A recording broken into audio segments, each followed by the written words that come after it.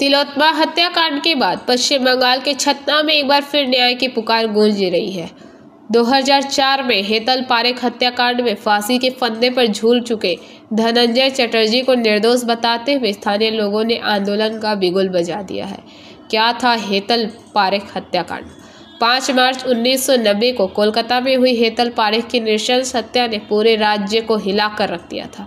इस मामले में हेतल के आवास पर काम करने वाले सुरक्षा गार्ड धनंजय चटर्जी को मुख्य आरोपी बनाया गया था।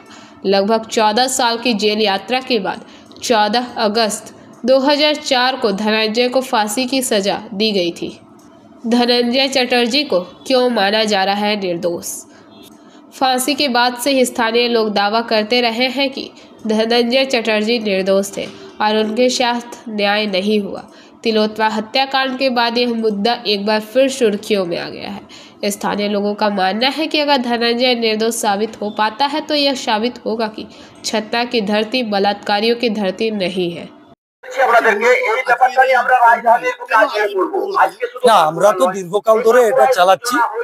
আমাদের একটাই উদ্দেশ্য যে ছাতনার মাটি প্রেমের মাটি, চণ্ডীদাসের মাটি। ধনঞ্জয় চট্টোপাধ্যায় আমাদের কলঙ্ক, আমাদের মাথার উপরে একটা কলঙ্ক চেপে আছে। এটা ধর্ষকের মাটি এবং পরবর্তী প্রজন্ম যাতে এই কলঙ্ক থেকে উদ্ধার পায় তার জন্য আমাদের এই আন্দোলন চলছে।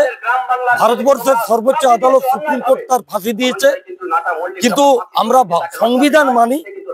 তাই রাষ্ট্রপতির কাছে আমরা প্রার্থনা করছি যে যাতে এই কেসটি রিওপেন করা হয়। আমরা মুখ্যমন্ত্রীকে জানিয়েছি, আমরা অধীর চৌধুরী কংগ্রেসকে জানিয়েছি, আমরা আইনমন্ত্রীকে জানিয়েছি, আমরা বিজেপির রাজ্য নেতা রাহুল সিনহাকে জানিয়েছি, আমরা শুভেন্দু অধিকারীকে জানিয়েছি। অর্থাৎ দলমত নির্বিশেষে প্রত্যেকের কাছে আমরা গেছি এবং এই মাটি, এই এলাকাটা ধনঞ্জয়ের এলাকা।